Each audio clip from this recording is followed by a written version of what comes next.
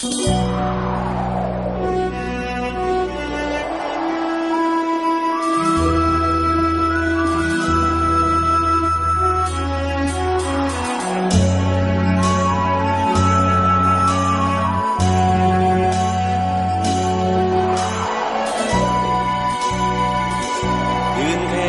งของเลี้ยมองตามสายนาทีเดือนดาวเป่งประกายสีอาบสายวาลีคืนนี้งามเด่นนาดน้ำแม่พองเพื่อทองตามสายลมเย็นภูมิใจเมื่อใดแลเห็นเราถือเป็นความสุขหัวใจยืนแนมฟัง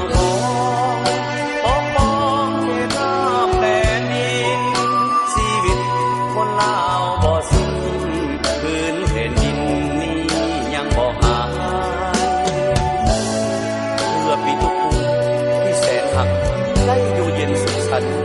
เพื่อแม่เพื่อคนทักได้นอนดีตาวังแม่หนาวสั่นกายยานักพบป่าซาบ่วันบ่ไหวโอ้แม่น้ำของ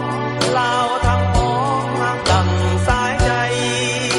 น้ำของนาวันเย็นใสลองไหลไปตามแสงสว่า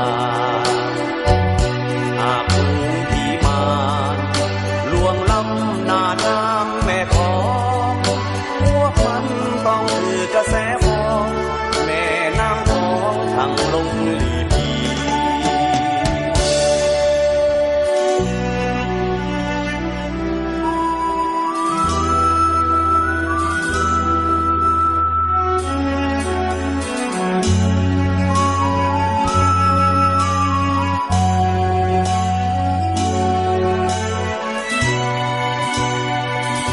ยืนแคมฟัง